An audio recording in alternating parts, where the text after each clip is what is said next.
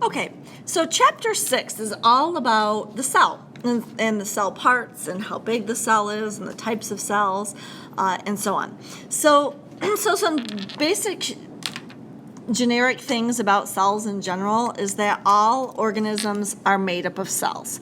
Now, all organisms, we have different types of organisms. We have multicellular organisms that are made up of billions of cells, and then we have unicellular organisms that are only made up of one cell.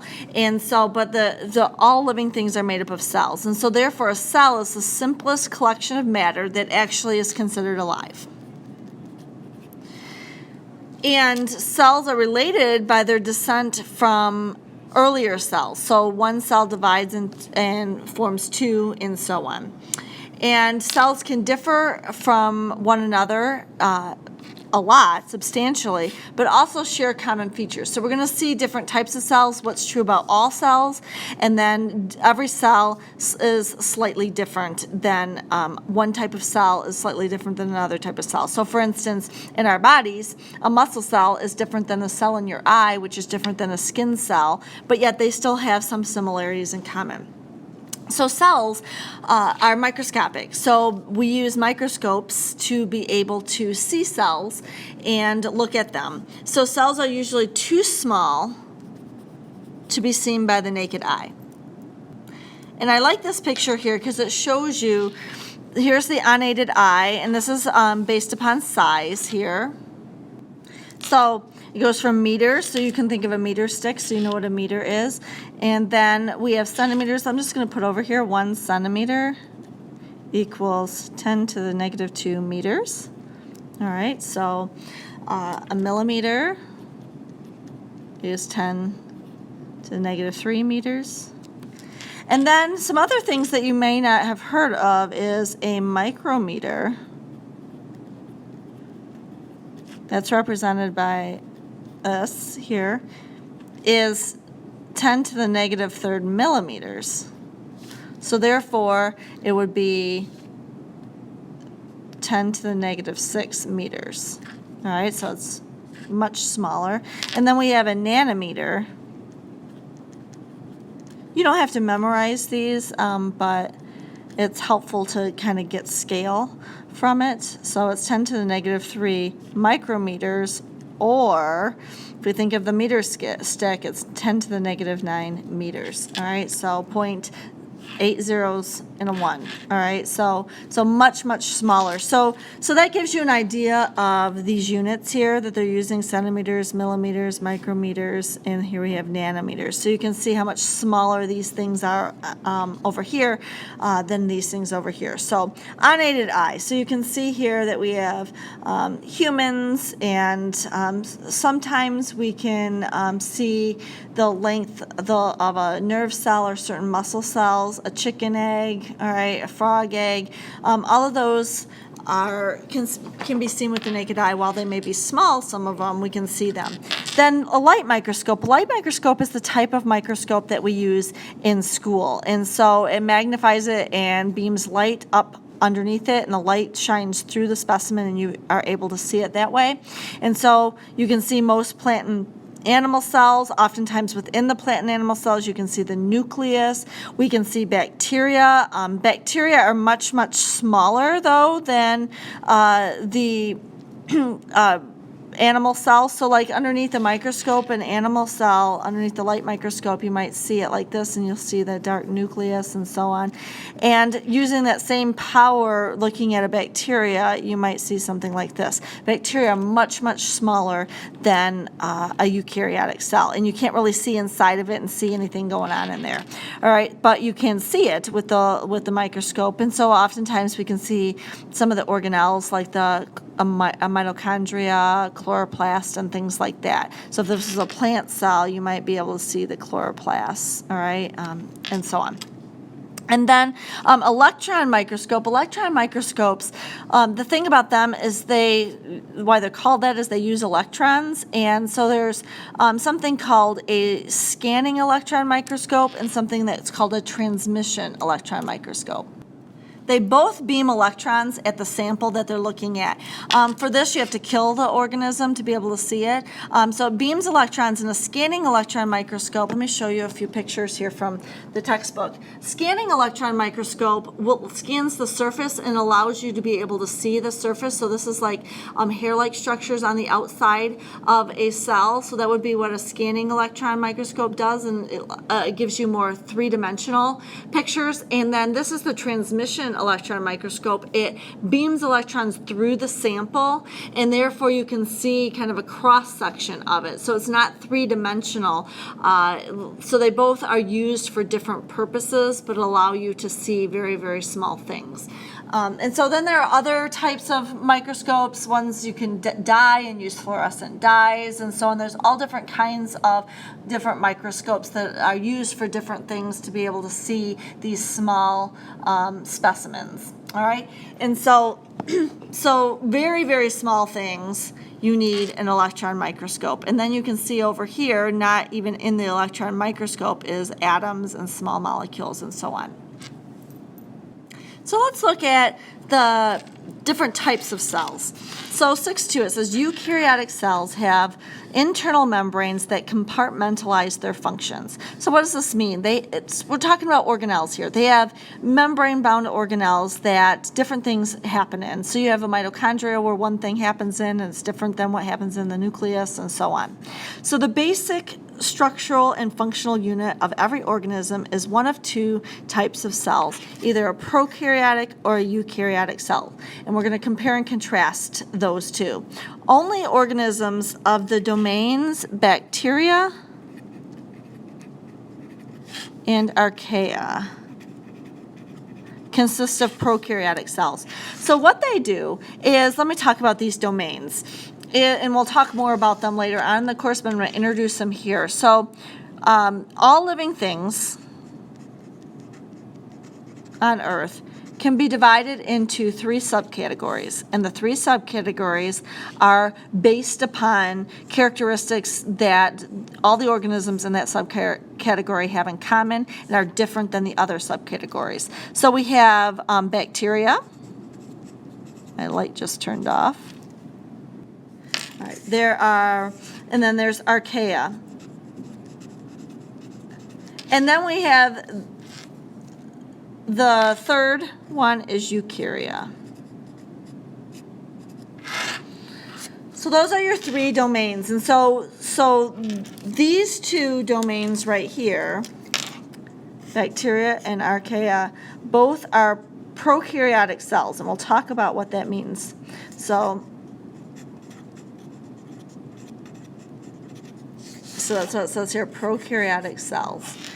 And then eukaryotic cells, go over here, eukarya, every organism on Earth that is made out of eukaryotic cells are in this domain called eukarya. So eukaryotic cells, made from eukaryotic cells. And so these two basically are bacteria.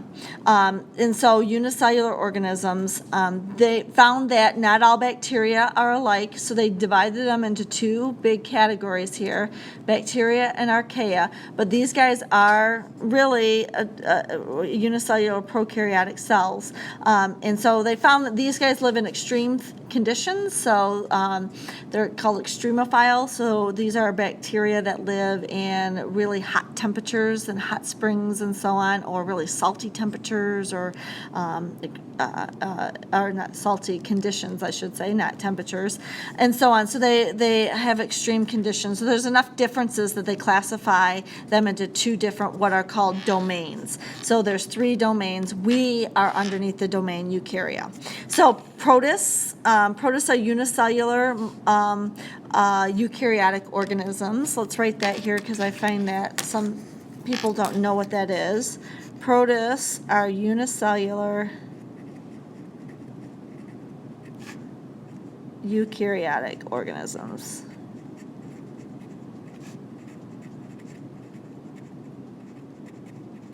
All right, I put it in the same color here because they belongs in the eukarya domain. So let's compare and contrast prokaryotic and eukaryotic cells. So they have the all cells, so these are basically all features of all of them.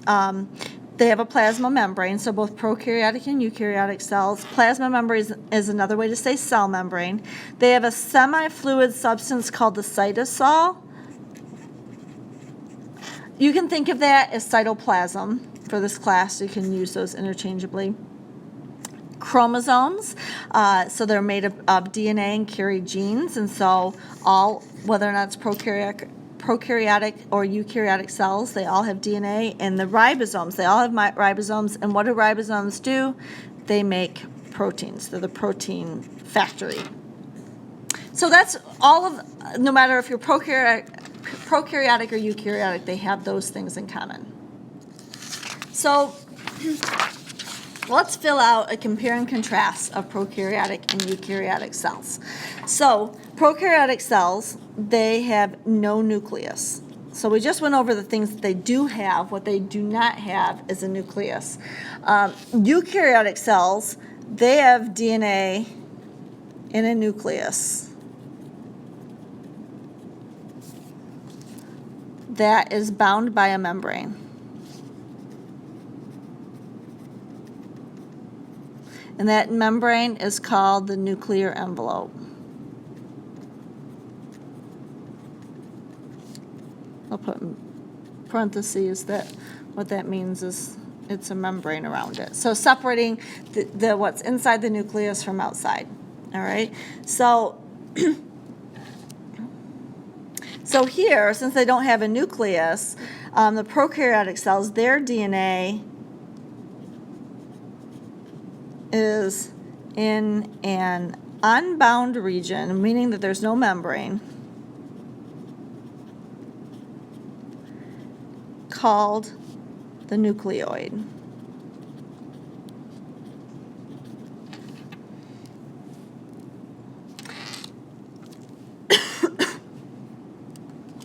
So if we look down here, this is a picture of a prokaryotic cell. Here's the bacterial chromosome. The chromosome contains the DNA.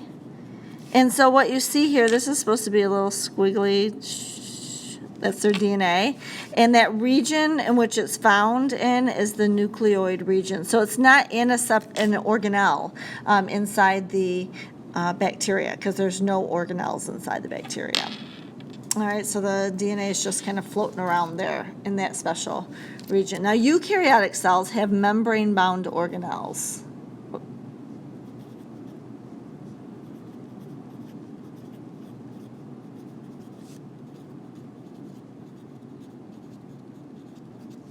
And the opposite over here is they have no membrane-bound organelles. That just means they're organelles that have a membrane wrapped around them. So what does this mean? This has mitochondria, chloroplast, Golgi apparatus, endoplasmic reticulum. This has none of that. Also, the prokaryotic cells, the cytosol, is bound by the plasma membrane.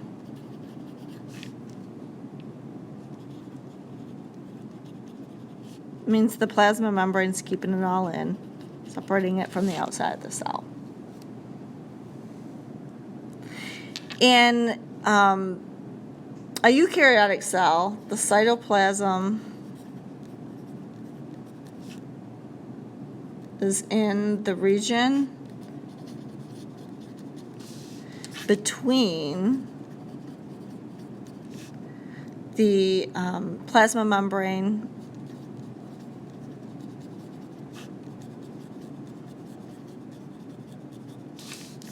and the nucleus.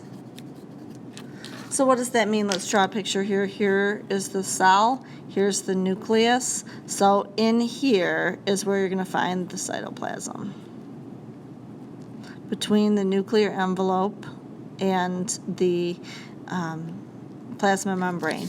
Here, since there's no organelles, the cytosol or cytoplasm is just contained by the plasma membrane. It fills all the space in there, and like the ribosomes and things like that it does have are kind of floating around in there.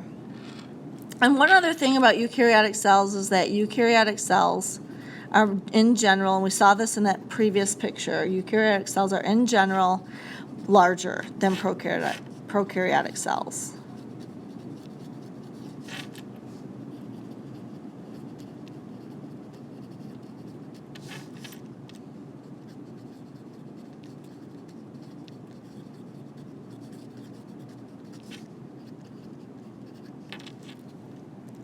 Okay, so let's look here at the anatomy of the bacteria or the prokaryotic cell. So prokaryotic cells are basically bacteria. So in looking at this, they may or may not, depends on the bacteria, have flagella. So flagella are these tail-like structures that aid in movement. They can have multiple ones. So these are your flagella, and these are helping in the movement. A lot of bacteria are surrounded on the very outside part right here.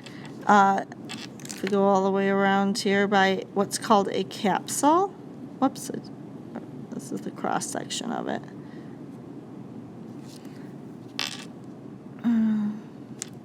So the capsule is on the outside, and they can have these what are called fimbriae.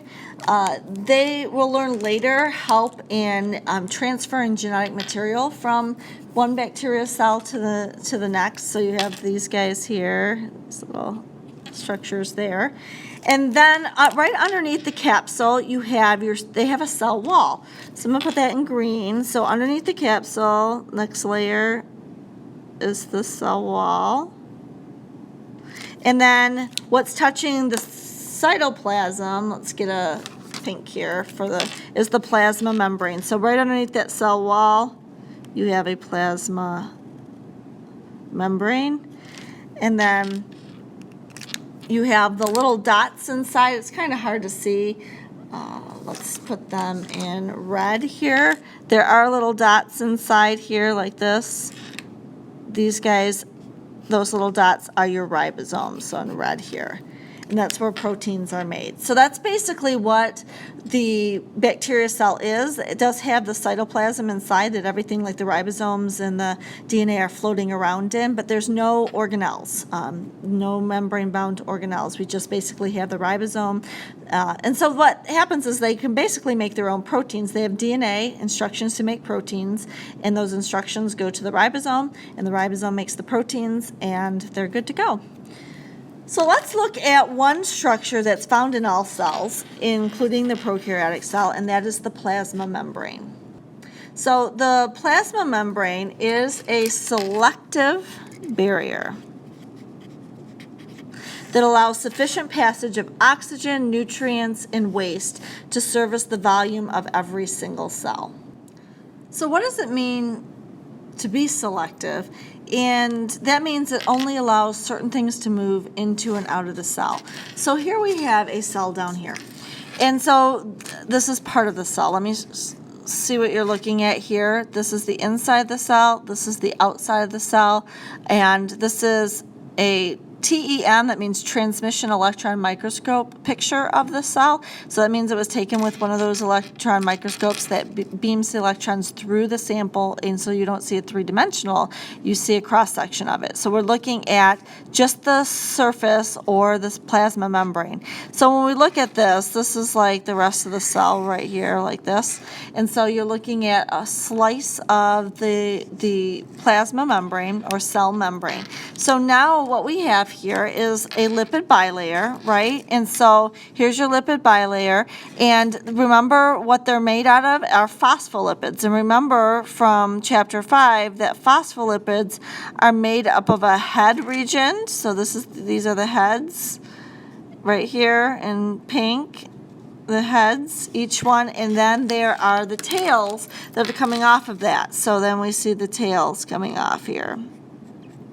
And so if I were to enlarge that, so to relate to what we were talking about with chapter 5 is this is the head region, and then the phospholipid has the two fatty acid chains that are coming off.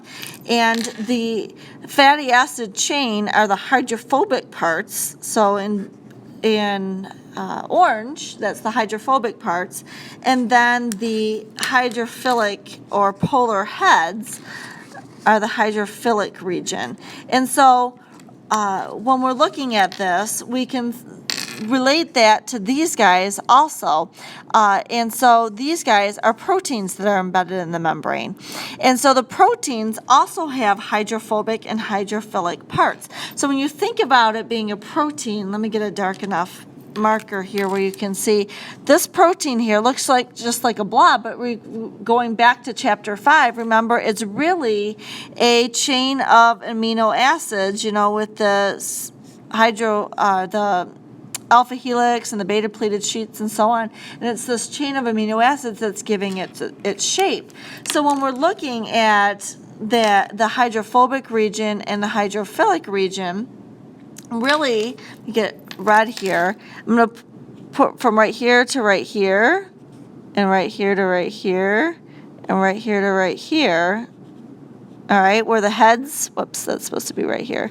So this part right here, from here to here, and from here to here, and from here to here would be part of the hydrophobic region of the protein, and this part right here and this part right here also, hydrophilic region, I misspoke here, because on the outside, and then in the interior, these guys would be hydrophobic in the interior, all right, and so these guys would be also hydrophobic. And so these proteins have amino acids with R groups that are polar on the outside here and non-polar on the inside, so therefore that's why it's hydrophobic there.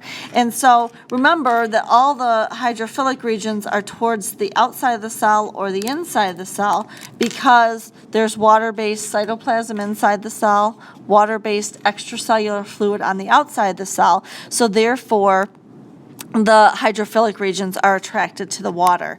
And if we look at this molecule right here, this protein, it's cutting it in half, and I don't know if you can see what looks to be like a tunnel through there. I'm going to put it in blue here.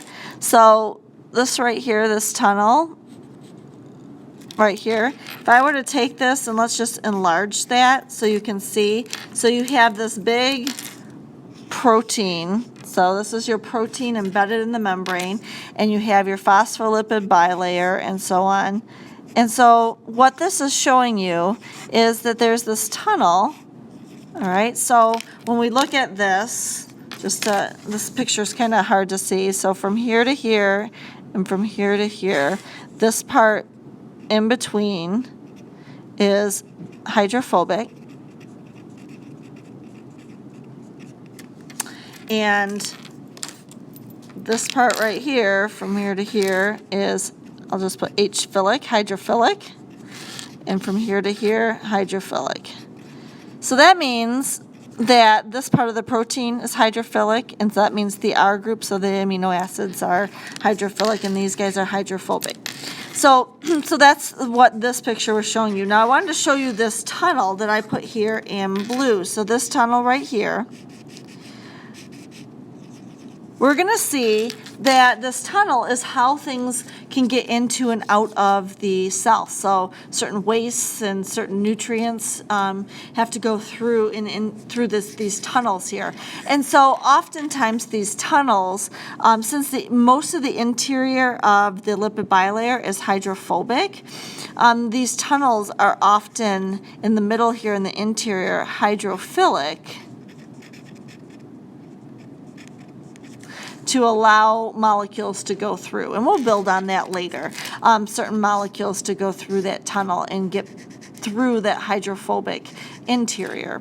All right, but for right now, you just need to know that there are proteins embedded in the membrane, and some of them allow for movement of molecules from into and outside into the cell or moving outside of the cell. Now, the last thing I wanted to point out with this picture is the carbohydrate side chains here. That's these guys here. And so carbohydrate side chains, they have these rings. So these are rings attached to, they're showing you here attached to proteins. They can also be attached to lipids. And so what these are, they're carbohydrate side chains. So if they're carbohydrate side chains, what do you think each ring is? It's a monosaccharide. And so all carbohydrates, remember the basic unit is a monosaccharide. And so they're little small, short chains of monosaccharides. These guys, I like to think of them as an ID tag. So that's kind of their role. And so the different carbohydrate side chains on one type of cell is different than another type of cell. It's one of the so just like you would know that your luggage is yours based upon an ID tag. The same thing goes with cells. So like the carbohydrate tags on my cells may be different than your cells, and so on. And so it's kind of a way for one cell to recognize another cell, kind of recognizing cells. All right, part of you. And so that's the general idea of the plasma membrane, what it's made up of, and so on. We'll see a little bit later in the next chapter about more specifically about the plasma membrane. There are some other things in there. There's cholesterol and so on. But this is the general idea, and the idea is for it to be selective and allow certain things into and out of the cell. So let's look at the flip side of this with the size of the cell. So metabolic requirements set upper limits on the size of cells. The surface area to volume ratio of a cell is critical. Surface area to volume ratio. As a cell increases in size, its volume grows proportionately more than its surface area. So let me go through an example with you. Well, actually, let's go through this example here first. So in looking at this picture here, it's supposed to represent different size cells. And so you have a small cube, you have a larger cube, the same shape, and then you have two, this here is taking up the same volume or the same amount of space as this larger one, but is made out of many smaller cubes. All right, so this is looking at it, let's say this is a cell, it's small. All right, so what we do is we look at the surface area to volume ratio. So surface area is the amount of surface that is touching the environment on the outside. So the area of all the sides. So it says here sum of the surface area, which is for as height times width of all the box sides times the number of boxes. And so what we do is here we have 6 sides, right? So you look at one side, and they're just using arbitrary units of 1. They don't even put a unit on here. We could say it's 1 centimeter or whatever. So if it's 1 centimeter, so the surface area of one side is 1 times 1 or 1. But there are 6 sides, and so the surface area is 1 times 1 or 1 of one side multiplied by 6 sides, and then multiply the number of boxes here, and there's only 1 box here, so therefore we get a surface area of 6 here. And then the total volume for a cube is the height times the width times the length, and then we have to multiply that by how many boxes. So 1 times 1 times 1, because height, length, so it's a cube, so all the sides are the same. And so height times width times length is 1 times 1 times 1, times the number of boxes, which is 1, and so therefore we get a volume of 1. And then to get the surface area to volume ratio, you take the surface area, which is 6, divided by the volume, which is 1, which is where we get that ratio of 6. And so that surface area to volume ratio of 6. So what this means is when you do the ratio, you're comparing how much area there is to the volume, to the amount of space inside. And so therefore, a number 6 gives you an idea of how much surface area compared to the volume that there is. So then when we look at what happens when a cell gets bigger, so it's still one cell, but in this case here, it's 5 centimeters instead of 1. So we do the same math. So it's 5 times 5, height times width. So it's 25 multiplied by 6 because there's 6 sides, and there's still only 1 box, so we get a surface area of 150. When we figure out the volume, it's still height times width times length, so it's 5 times 5 times 5, all right? 5 times 5 times 5 and the number of boxes is 1 still, and so we get a 125. So now when we do the surface area to volume ratio, we have surface area, we have a whole lot of surface area, way more than the smaller box, 150, but look at the volume. There's a lot more space inside, and so that's 125 versus 1 here. So when we do the ratio, it's 1.2. This is a way lower number than this. So what does that tell me about this cell? It says that, there's a lot of surface area, but there's also a lot of volume, and so therefore you don't have a high surface area to volume ratio. Now, how does this relate to cells? And so if you have large cells, what happens is if you have a large cell compared to a small cell, small cells, the small cell to a large cell, has a high surface area to volume ratio. So what does that mean? So while the amount of surface area is lower than this one here, that's okay, because compared to the amount of volume and the amount of spaces inside of it, that's a lot of surface area. And so what happens is that, think about a cell and the different things it needs to get in. So it needs to get in oxygen and glucose for nutrients and so on. And these things need to get in, and not only do they need to get in through the plasma membrane, but they also have to diffuse and get to all parts of the cell.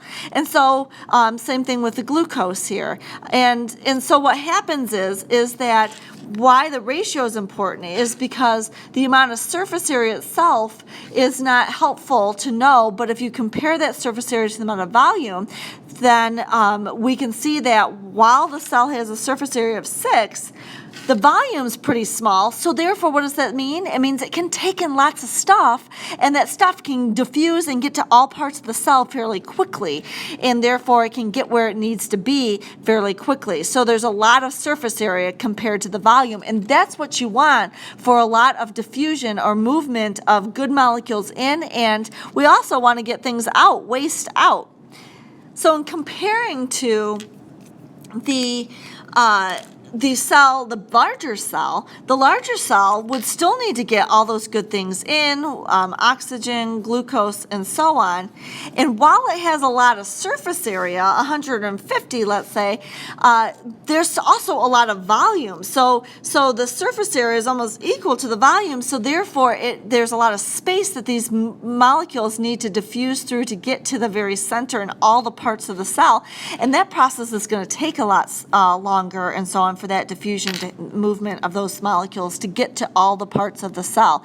And so actually, it's way more efficient for cells to be small to take in and get rid of either good things or bad things. And so it's much, much more efficient. So the surface area to volume ratio of a small cell is a better ratio than this of the larger cell. And even better for organisms that are multicellular like ourselves. We're not made out of like 6 big cells. We are made up of billions of small cells. So this is like this, where we take the same volume. See how these guys are taking up the same amount of space as this large cell? But now instead of being made out of one large cell, you have many smaller cells. Now let's look at how that changes things. So now when we look at the surface area, we look at the surface area of each individual cube in here. So the length, or the height times the width, 1 times 1, times 6 sides for that. So therefore the surface area of one of these cubes is 6, the same as over here.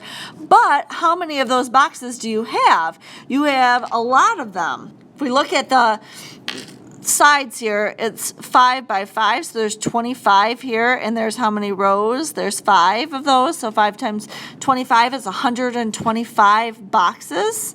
So if we multiply 6 times 125, we get a surface area of 750. So why that's important is, going back to that surface area, all those nutrients, the things that need to get in, can get in between the spaces of the cell and diffuse into each one of these quote-unquote cells independently of one another. Now, the volume is still the same. So the volume, the amount of space from here to here is the same. And so you take the 1 times 1 times 1 which is 1, but you have 125 boxes. So now your volume is still 125. So the volume is the same, but look at here, when we take 750 divided by 125, we have a much higher surface area to volume ratio that goes into it 6 times. So that's the same as the individual cell. So therefore, it's much more efficient to be a larger organism made out of many smaller cells than it is to be a large organism made out of big cells. And so that's why cells are small, and even big organisms like our cells are made up of billions of smaller cells versus fewer larger cells. And I think this is where I'm going to stop for today's video.